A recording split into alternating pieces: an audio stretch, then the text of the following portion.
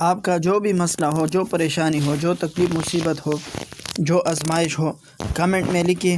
ختم کے موقع پر ہم آپ کا نام لے کر آپ کے لیے دعا کریں گے، اور ہماری دعا پر آمین لکھ کر کمنٹ میں اس کا جواب دیجیے۔ السلام علیکم ورحمۃ اللہ وبرکاتہ۔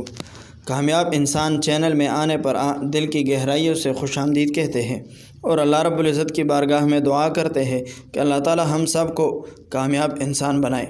محترم سامعین کرام، آج صرف 2 وظیفوں کے بارے میں بات کریں گے جو انتہائی زبردست اور تیز عمل کرنے والے ہیں اور ہر کسی کی ضرورت ہے۔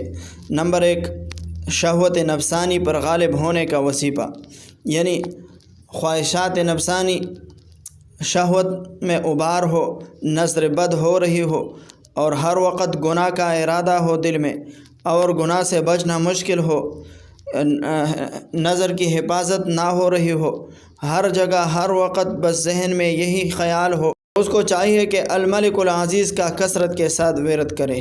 الملک العزیز، الملک العزیز، اس سے خواہشات نفسانی، شہوت کنٹرول میں ہوتا ہے۔ اور یہ دوسرا وظیفہ ہے سینہ ابھارنے کے لیے، عورت کے سینوں یعنی پستانوں کو ابھارنے کے لیے مندرجہ ذیل آیت لکھ کر پستانوں پر باندھنا بہت مجرب ہے، اس سے پستان ابھر جاتے ہیں۔ آیت میں اسکرین شاٹ میں دے دوں گا۔ وَإِنَّ لَكُمْ فِي الْأَنْعَامِ لَعِبْرَةً نُسْقِيكُم مِّمَّا فِي بُطُونِهِ مِن بَيْنِ فَرْثٍ وَدَمٍ لَبَنًا خَالِصًا سَائِغًا لِّلشَّارِبِينَ۔ لیکن خیال رکھنا ہے کہ اس آیت کی بے حرمتی نہ ہو جائے، اور اس کو یعنی صرف مطلوبہ فائدہ حاصل کرنے تک اس کو اپنے پستانوں کے ساتھ، عورت کے پستانوں کے ساتھ، سینوں کے ساتھ باندھ کے رکھے، پھر اس کے بعد اس آیت کو کاغذ سمیت کسی دریا میں، پانی میں ڈالے، بہائے، یا کسی ایسی جگہ میں دفنائے جہاں لوگوں کے پاؤں نہ آتے ہوں۔